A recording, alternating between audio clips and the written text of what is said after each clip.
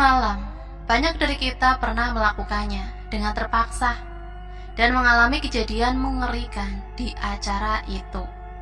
Aldo dan Malik akan bercerita tentang pengalaman mereka di acara jurit malam di salah satu kaki pegunungan di Bogor tahun 1997. Enggak, sama sekali aku enggak berani untuk menatap ke depan, enggak berani melihat ke sekeliling. Pandangan tetap dan terus aku arahkan ke bawah, hanya melihat jalan setapak yang sedang kami lewati.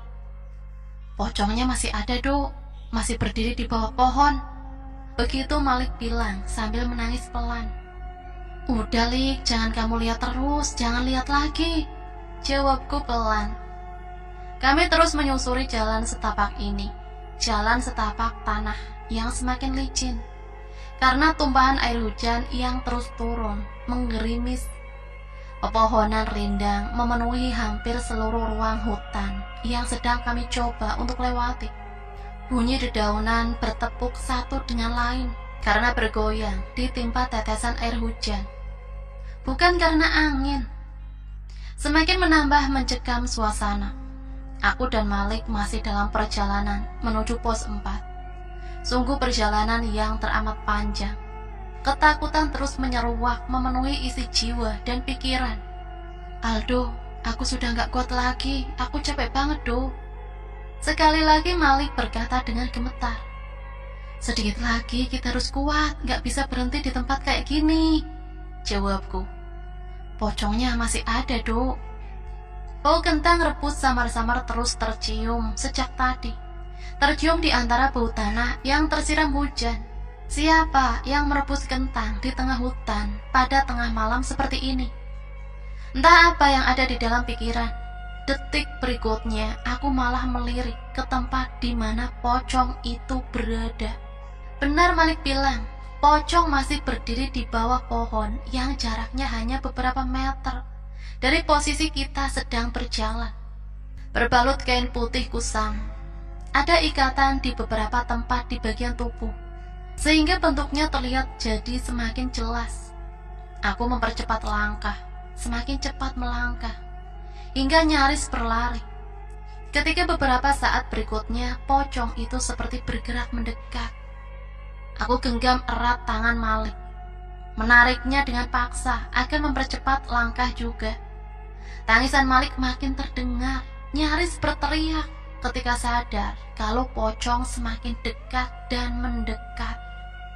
Tapi untunglah langkah kaki kami ternyata lebih cepat dari gerakan pocong. Pelan tapi pasti, sosok pocong menghilang dari pandangan di belakang. Kalian lama sekali, dari mana aja? Jalan-jalan kemana dulu? Ucap salah satu kakak pembina yang baru belakangan aku tahu kalau namanya Randy. Kalian tahu nggak? Kalau hutan ini angker, banyak penunggunya, kalian malah jalan santai. Udah jam berapa ini? Kakak pembina satu lagi membentak kami setengah berteriak. Maaf kak, kami tadi ketakutan, berlari gak tentu arah, akhirnya kesasar. Aku memberanikan diri untuk menjawab. Kami lihat pocong kak. Malik menjawab sambil menangis pelan. Ah, baru lihat pocong udah nangis, jangan manja, teriak kakak pembina lagi. Suaranya menggema kencang, memecah sepi malam. Gak ada yang bisa kami lakukan selain diam dan menuruti apa yang diperintahkan oleh dua kakak senior itu. Selanjutnya kami diberi pertanyaan dari banyak materi yang sudah kami dapatkan sebelumnya. Beberapa bisa kami jawab, beberapa enggak terjawab, yang berakibat hukuman push up atau hukuman lainnya. Lelah fisik dan batin, kami kerahkan tenaga yang masih tersisa untuk terus mengikuti perintah kakak senior di pos 4 ini. Sampai akhirnya ada suara langkah dari beberapa orang terdengar mendekat dari belakang. LDKS 1997. Tiba-tiba terdengar teriakan seperti itu. Teriakan salam peserta kalau bertemu dengan kakak senior. Ternyata kelompok berikutnya sampai juga di pos 4. Aku dan Malik sedikit bernafas lega, karena setelah itu kami dipersilahkan untuk beristirahat sejenak sebelum melanjutkan perjalanan menuju pos 5. Kami duduk di bawah pohon, bersandar di batang besarnya. Aku gak kuat lagi, takut. Malik berbicara seperti itu dengan tatapan kosong, dengan suara datar. Tapi kita harus lulus dari jurit malam ini. Ini kan salah satu syarat kelulusan. Ayolah, tinggal 1 pos lagi. Setelah itu selesai semuanya. Aku terus mencoba membangkitkan semangat Malik yang sudah nyaris padam. LDKS SMUN 1997. Kami sedang melaksanakan kegiatan ini. Latihan dasar kepemimpinan siswa. Sebagian murid kelas 1 harus mengikutinya. Nggak bisa enggak. Salah satu bagian kegiatannya adalah acara jurit malam. Acara inilah yang sedang kami lakukan. Jurit malam diselenggarakan oleh Ekskul Pramuka. Kegiatan dilangsungkan di salah satu kaki gunung di wilayah Bogor. Kaki gunung yang tahun 1990-an masih pedalaman. Sebagian besar wilayahnya adalah hutan rindang dengan pepohonan tinggi besar, menjulang, masih belantara. Namanya pegunungan dan hutan, konturnya naik turun mengikuti perbukitan. Nggak ada jalan beraspal, semua rentang permukaan masih tanah. Akan menjadi licin apabila disiram air hujan. Pegunungan ini cukup terkenal di Bogor, cukup terkenal juga keangkerannya. Memang sangat cocok untuk dijadikan tempat lokasi jurit malam untuk mengasah nyali dan mental.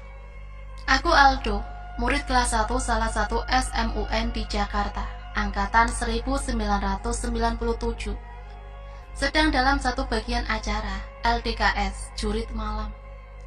Seluruh peserta diharuskan berjalan menyusuri jalan setapak di tengah hutan untuk menuju pos-pos yang sudah ditentukan. Pos yang kami kunjungi ada 5. Masing-masing pos jaraknya cukup jauh dan kondisi jalan yang sangat memantang. Dari pos 1 ke pos berikutnya semakin gila kondisi dan situasinya. Menurutku sangat mengerikan.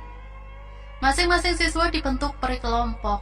Satu kelompok terdiri dari 2 orang. Setiap kelompok berjalan satu-satu, setiap beberapa puluh meter, nggak berbarengan.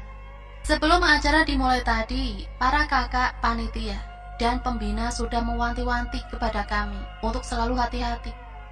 Daerah wilayah kaki gunung ini terkenal angker dengan kondisi alam yang masih berbahaya di banyak bagian. Satu yang paling aku ingat, omongan dari kakak panitia yang beberapa kali diulang. Ingat ya, kami tidak menyiapkan hantu-hantuan. Tidak ada seorang pun dari panitia dan pembina yang menyamar jadi hantu untuk menakut-nakuti peserta. Kalau nanti di tengah kegiatan kalian melihat pocong, kuntilanak, atau teman-temannya, dapat dipastikan kalau itu adalah hantu beneran, bukan bohongan. Begitu kalimat yang aku ingat. Tapi masa sih mereka nggak menyiapkan apa-apa untuk menakut-nakuti kami? Sepertinya nggak mungkin. Itu pemikiranku pada awalnya. Tapi pikiranku berubah ketika aku dan Malik mulai dalam perjalanan menuju pos 2, pos 3, dan pos 4 tempat kami sedang istirahat ini. Menurut kami, kalau penampakan-penampakan yang kami lihat tadi adalah memang kakak panitia yang menyamar jadi hantu. Berarti mereka melakukannya dengan sempurna. Kami sampai ketakutan dibuatnya. Tapi mungkinkah? Kita flashback. Aku akan menceritakan ketika kami dalam perjalanan menuju pos 2. Masih jam 10, malam masih terbilang sore. Langkah kami masih mantap menjalani tugas dan aktivitas jurit malam yang baru saja dimulai. Duh, kayaknya mendung tuh ya, nggak kelihatan bintang sama sekali. Suara Malik membuyarkan lamunanku yang baru saja dimulai. Iya Lik, moga aja nggak hujan ya. Sudah kalau hujan beneran. Jawabku sambil menatap langit. Benar kata Malik, langit kusam tanpa bintang. Entah ada bulan atau enggak di balik gelayutan awan. Yang pasti warna angkasa menambah seram malam. Seperti yang aku bilang tadi, langkah kaki kami masih mantap melangkah menyusuri jalan setapak sempit yang sekelilingnya tertutupi rerumputan. Setelah lebih dari 20 menit lamanya, kami berjalan menuju pos 2. Tadi ketika pengarahan, kakak pembina bilang kalau masing-masing pos berjarak kira-kira 30 menit lamanya berjalan kaki. Jadi aku dan Malik pikir sebentar lagi kami akan sampai di pos 2. Seharusnya begitu. Aku yang berjalan di depan tiba-tiba merasa kalau tangan Malik menarik baju bagian belakangku. "Duk, ada orang," begitu kata Malik sambil memberi kode untuk memperlambat langkah. "Mana, Lik? Emang di depan udah pos 2 ya?" "Itu, Duk, berdiri di bawah pohon." Malik menunjuk ke arah kejauhan. Aku coba menajamkan pandangan ke tempat yang Malik maksud. Kami tetap maju melangkah walau perlahan, membuat semakin dekat ke tempat di mana Malik bilang ada orang.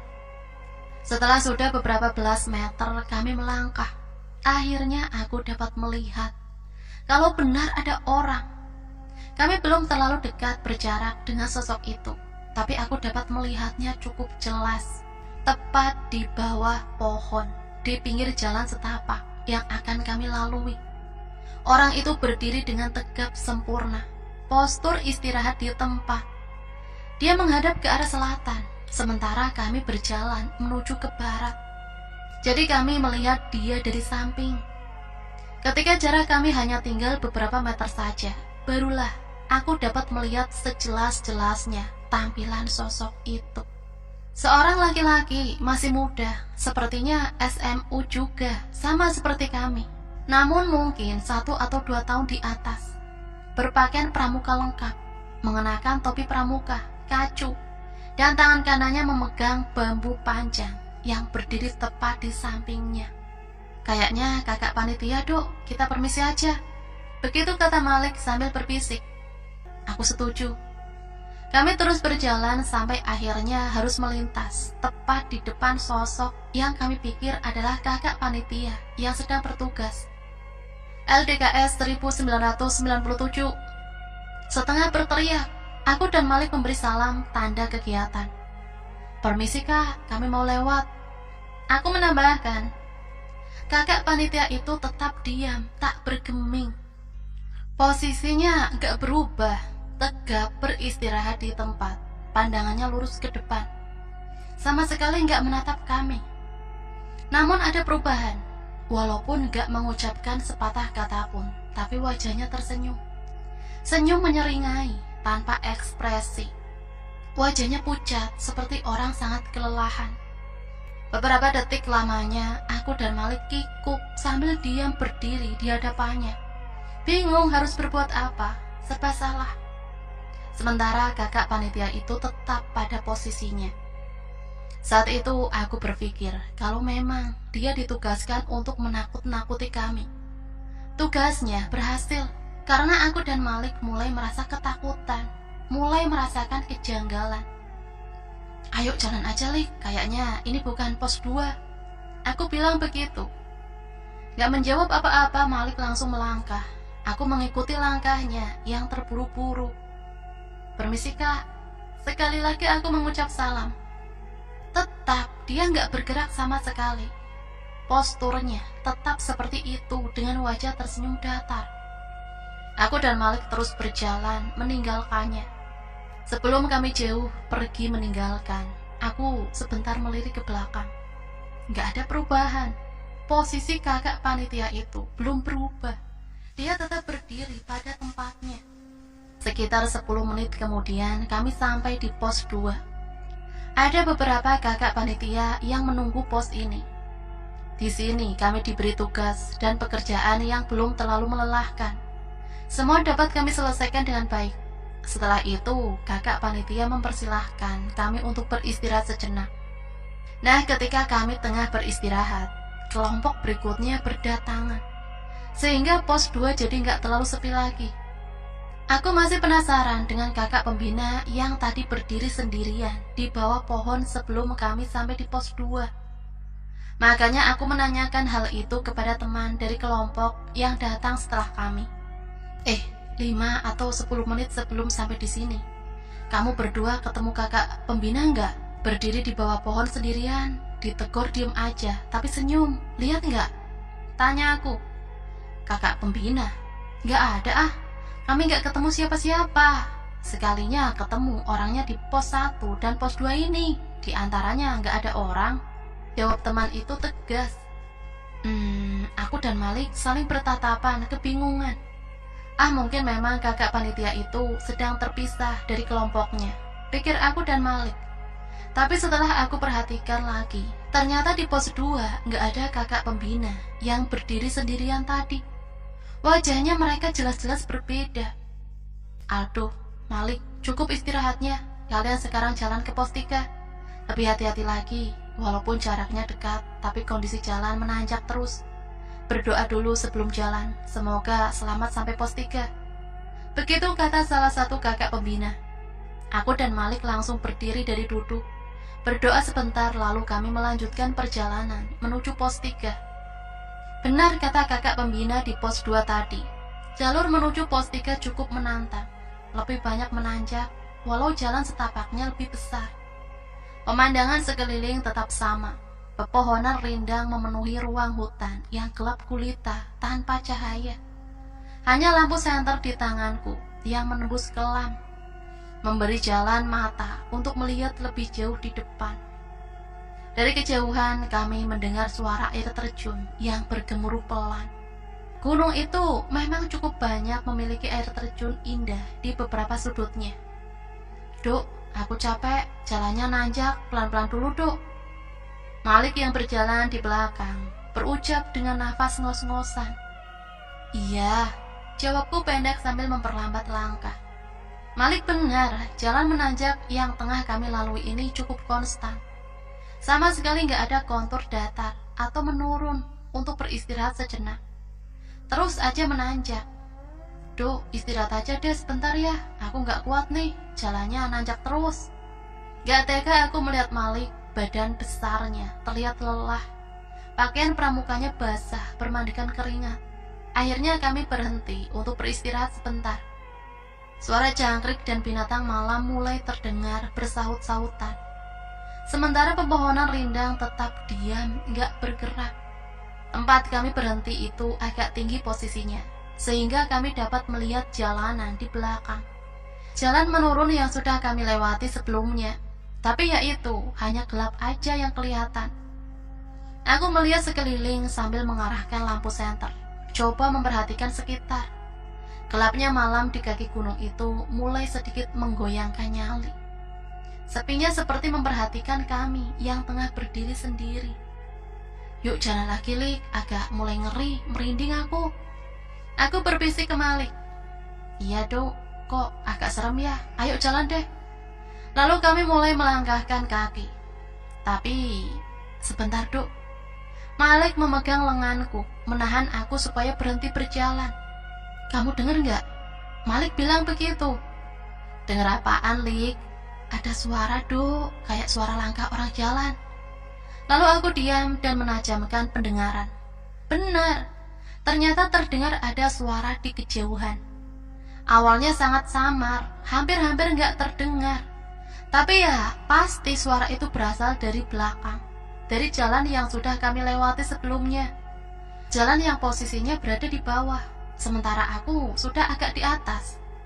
Semakin lama suara itu semakin jelas. Sementara itu aku terus mencari sumbernya.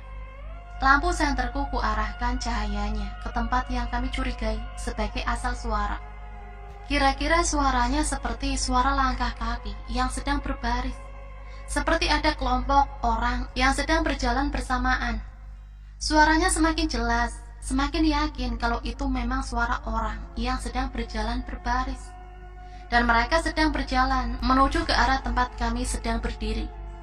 Benar saja, akhirnya cahaya lampu senterku menangkap objek yang sepertinya merupakan sumber suara. Brek, brek, brek, brek, itu. Awalnya belum terlalu jelas, tapi lama-kelamaan menjadi semakin jelas. Karena jarak kami semakin dekat. Iya, ternyata benar. Aku dan Malik melihat ada 3 orang yang sedang berbaris memanjang ke belakang. Berjalan cukup cepat di kondisi jalan menanjak. Perlahan, kami kompak bergerak ke pinggir, ke sisi jalan setapak, dengan maksud memberi jalan kepada 3 orang itu untuk mendahului. Karena mereka berjalan cukup cepat, melangkah, nggak kelihatan lelah. Mereka terus melangkah mendekat, semakin mendekat. Aku dan Malik hanya diam sambil terus memperhatikan. Siapa orang-orang ini? Kelompok peserta LDKS sama seperti kami kah? Tapi bukan, karena per kelompok hanya 2 orang, sedangkan mereka bertiga. Kelompok kakak pembina kah? Mungkin saja, tapi beberapa belas detik kemudian kami akan sadar kalau mereka jelas-jelas bukan kakak pembina. 3 orang berseragam pramuka lengkap dengan masing-masing tangan kanannya memegang tongkat bambu panjang. Hingga akhirnya mereka hanya tinggal beberapa meter saja dari tempat kami berdiri. Keterkejutan yang pertama, ternyata kami kenal sosok yang berjalan paling depan. Kami yakin kalau itu adalah sosok yang sama dengan yang kami lihat sedang berdiri sendirian di bawah pohon sebelum pos 2 tadi. Kami yakin itu. Kami masih sangat hafal wajahnya, gesturnya, senyumnya. Iya, dia masih kelihatan tersenyum tanpa ekspresi, sambil terus berjalan melangkahkan kaki. Sementara di belakangnya ada 2 orang dengan penampilan sama, berpakaian pramuka lengkap dengan topi dan kacu. Tapi sebentar, ada keterkejutan kami yang kedua. Keterkejutan yang akan membuat kami ketakutan amat sangat. Setelah mereka benar-benar sudah berada di hadapan, secara sadar dan sangat jelas, kami melihat kalau ternyata sosok yang berjalan paling belakang gak mengenakan topi pramuka, seperti 2 teman di depannya, tapi tetap mengenakan seragam pramuka lengkap. Tahu gak kenapa? Sosok yang berjalan paling belakang itu gak mengenakan topi. Dia gak memakai topi karena gak memiliki kepala. Dia berjalan berbaris di belakang tanpa kepala. Ada pramuka berjalan tanpa kepala. Malik langsung jatuh terduduk di sampingku berdiri. Sementara aku diam sambil terus memperhatikan. Tubuhku lemas, tulang-tulang rasanya seperti lepas dari engselnya. Jantung seperti berhenti berdetak melihat semua itu. 3 sosok menyeramkan itu terus saja berjalan, berbaris dalam kegelapan. Berjalan tanpa jeda dan lelah di jalan yang terus menanjak. Kami memperhatikan sampai akhirnya mereka hilang di dalam gelap. Gimana Li? Lanjut jalan aja? Apa mau balik lagi ke pos 2? Tanyaku ketika sudah mulai bisa bernafas teratur. Lanjut aja Do, harusnya sih pos 3 nggak jauh lagi. Tapi pelan-pelan aja ya, aku nggak mau ketemu pramuka baris yang tadi lewat. Malik menjawab nyaris berbisik. Iya, pada akhirnya kami memberanikan diri untuk melangkahkan terus melanjutkan perjalanan. Syukurlah, di sisa perjalanan menuju pos 3, kami nggak bertemu lagi dengan pramuka tanpa kepala itu lagi. Untuk sementara kami bisa bernafas lega. Untuk sementara. Ini gunung terkenal angker. Bisa jadi yang kalian lihat ini benar adanya. Tapi ini bagus untuk mental kalian. Nggak boleh takut sama hantu. Jangan manja. Begitu kata salah satu kakak senior penunggu pos 3 ketika kami menceritakan kejadian yang baru saja kami alami. Ya sudahlah, yang penting kami sudah cerita. Setelah selesai melaksanakan tugas di pos 3, lagi-lagi kami dikasih kesempatan untuk istirahat sebentar sebelum perjalanan menuju pos 4. Singkatnya, perjalanan dari pos 3 menuju pos 4, kami nggak bertemu lagi dengan barisan pramuka yang salah satunya tanpa kepala tadi. Seperti yang sudah aku ceritakan di awal tadi, kami malah mendapatkan teror dari yang lain. Kami melihat penampakan pocong. Pocong yang teramat sangat mengerikan, menguras nyali, meremukkan mental dan batin. Kami ketakutan di batas yang paling maksimal. Di pos 4, aku nggak kuat lagi Do, takut. Malik bicara seperti itu dengan tatapan kosong, dengan suara datar. Tapi kita harus lulus dari jurit malam ini. Ini kan salah satu syarat kelulusan. Ayolah, tinggal 1 pos lagi, setelah itu selesai semuanya. Aku terus mencoba membangkitkan semangat Malik yang sudah nyaris padam. Bersandar kelelahan, kami duduk. Entah apa lagi yang akan kami temui nanti di perjalanan menuju pos 5.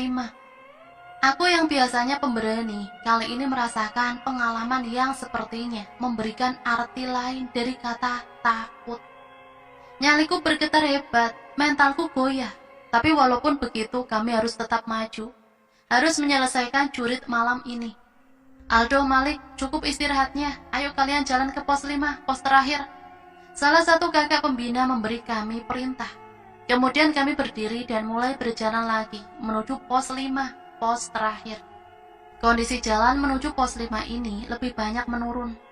Walau sesekali ada sedikit tanjakan, memang sepertinya kami menuju kaki gunung yang paling rendah. Menuju perkemahan tempat kami menginap. Jarum jam pada jam tangan sudah menunjukkan di arah pukul 1 lewat tengah malam. Hujan yang turun sejak pos 4 tadi tiba-tiba berhenti, menyisakan becek di jalan menurun yang menjadikannya licin. Kami harus hati-hati berjalan, jangan sampai terpeleset. Sejak lepas dari pos 4 tadi, aku dan Malik lebih banyak diam. Sama-sama konsentrasi, memperhatikan jalan. Mungkin juga sama-sama masih trauma dengan 2 kejadian di belakang tadi. Sungguh kami masih ketakutan. Kami masih sangat ketakutan. Kira-kira sudah 15 menit lamanya kami meninggalkan pos 4. 15 menit yang berasa seperti berjam-jam lamanya. Di heningnya gelap hutan, perlahan semilir angin terdengar datang bertiup, menggerakkan pepohonan, membuatnya bergerak melambai walau masih enggak bersuara. Suara jangkrik dan binatang hutan lain yang tadinya cukup ramai bersaut-sautan perlahan menghilang, menyisakan sepi yang teramat sangat. Hanya hembusan angin yang jadi iringan kelam. Di titik ini kami mulai ketakutan lagi, mulai merasakan kejanggalan lagi, karena sepinya beda. Heningnya mencekam. Duk, cepetan Duk, buruan. Malik yang laki-laki berjalan di belakang bilang begitu, sambil tangannya mendorong tubuhku, memaksaku untuk berjalan lebih cepat lagi. Aku menuruti omongannya, lalu melangkahkan kaki lebih cepat di atas jalan setapak yang masih licin akibat hujan. Ada apa, Lik? Tanyaku setengah berbisik. Jangan nengok ke belakang, ada pramuka yang gak ada kepalanya. Malik bilang begitu dengan suara gemetar. Mendengar Malik bilang begitu, aku semakin cepat melangkah. Tapi rasa penasaran mengalahkan segalanya. Akhirnya aku nekat untuk menoleh ke belakang. Benar, di belakang kami ada sosok berseragam pramuka, berjalan tanpa kepala. Dia terus mengikuti. Sosok tak berkepala itu kali ini berjalan tanpa suara. Kali ini berjalan sendirian. Kami ketakutan, lalu mulai panik. Kemudian Malik mendahuluiku sambil berlari. Duk, lari Duk, aku takut. Dia bilang begitu sambil menangis pelan.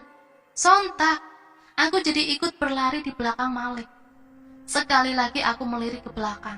Ternyata sosok pramuka tanpa kepala itu masih saja mengikuti. Kami sangat ketakutan. Lampu senter yang tadinya ada di genggaman tiba-tiba terlepas. Setelahnya semua menjadi gelap. Kami berlari di dalam gelapnya hutan. Keluar dari jalan setapak, berlari ketakutan, gak tentu arah. Sampai akhirnya aku terjatuh karena kaki tersandung sesuatu. Setelah itu aku gak ingat apa-apa lagi. Duk, kamu udah bangun, gak apa-apa. Suara Malik terdengar menyadarkanku. Ternyata kami sudah ada di dalam tenda. Aku terbaring di dalam sleeping bag. Jam berapa ini, Lik? Kita di mana ini? Tanya aku. Sekarang udah jam 4, Duk, di base camp, di pos 5. Tadi kita sama-sama pingsan di dekat sini, ditemui sama tim penyapu. Begitu penjelasan Malik. Syukurlah, kami baik-baik saja. Hanya ada sedikit luka lecet dan memar akibat terjatuh tadi. Sungguh pengalaman jurit malam yang sangat mengerikan. Nah, itulah akhir cerita Cekam Jurit Malam. Semoga teman-teman semua bisa terhibur ya. Dan sampai di sini Mimin pamit undur diri. Mohon maaf apabila banyak salah kata. Akhirul kalam, wassalamualaikum warahmatullahi wabarakatuh.